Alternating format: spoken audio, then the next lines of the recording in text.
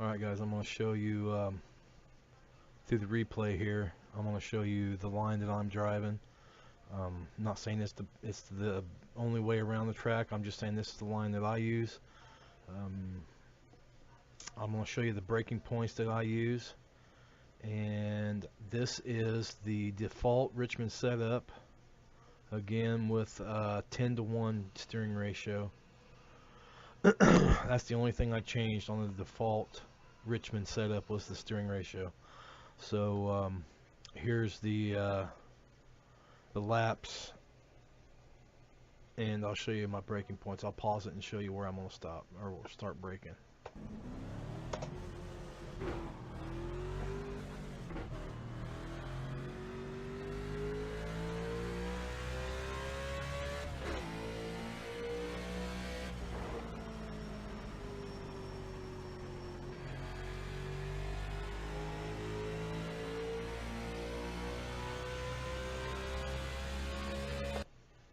Alright, let's see if I can get my mouse to work here.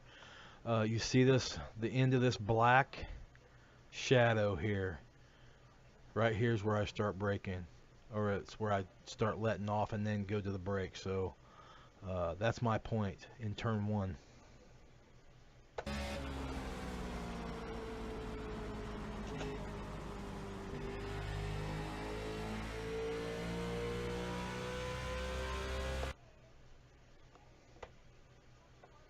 If you see these letters right here, depending on how right here's where I want to start letting off and then start braking.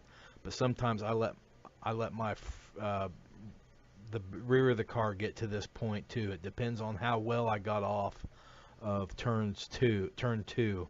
If I got off of turn 2 really good and I've got a lot of speed, then I'll start braking and or I'll let off my gas and start braking right here when my front end gets to that W. But if I didn't get off of 2 very well and I'm not as fast, I'll wait till my rear end gets to that W, or at least to where I think it's at to that point, and then I'll let off and start braking and pulling it down to the bottom into turn 3.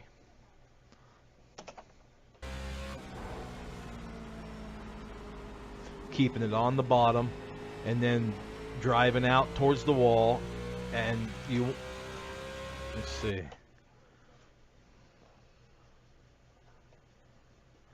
You want to drive off of turn 4, come on low, and you want to peak. You want to peak about right here at the line. So that's where you want your highest. That's where you want your car to be the highest point. And then you start coming back down from that point on. So again, start braking right here. Not this shadow, but the shadow right here is where I start letting off and then braking.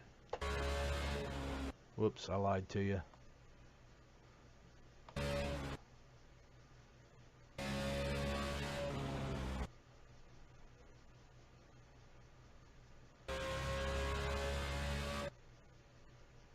I hope you guys can see that shadow I'm talking about right here. It's right about this where this yellow thing is here on the side, if you guys have that on your screen. But I just go by the shadow on the track. It gets me down to turn 1. I let it roll in the center, and I come off high up by the wall. I let my front end right there at the W, bring it down to the bottom, let it roll through the center, give it gas coming off, and try to make my highest point be at the start finish line, and boom, right here at that line I start braking again. Roll through the center in 1 and 2 and get back into gas and power off. There I'm fresh tires, so I'm going a little bit past my mark on the wall into 3 and 4. But I want to peak right at the start finish line. That's ideal for me. And then I start braking there, bringing it down to the bottom, and then power off to the wall. Right here's where I want to start letting off. That's maybe a little past. But the more your tires wear, the more you want to start backing this corner up. You'll start backing up. You'll start letting off back here a little, or back. You guys can't see my third monitor. Back here by the R, maybe you'll start letting off. Depends on how your tires are doing.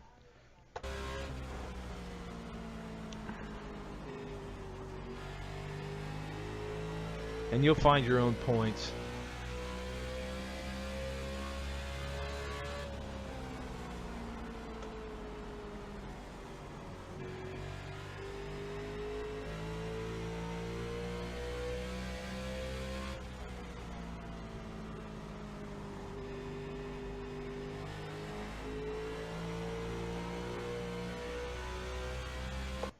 So there you go. That's a few laps around Richmond.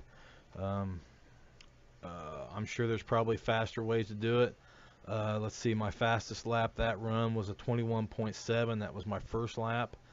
21.8, 21.8, 21.9, 22.0, 22.0, 22.0, 22.0, and obviously it's going to fall off after that. So that was with a 10-to-1 ratio.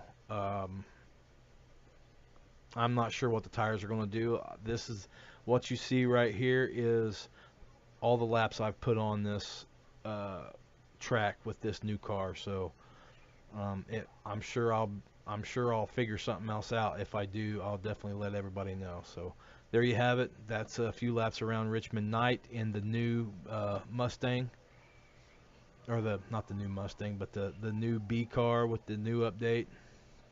And that's it. I hope you guys enjoy it, and I hope it helps you out some. God bless y'all. Goodbye.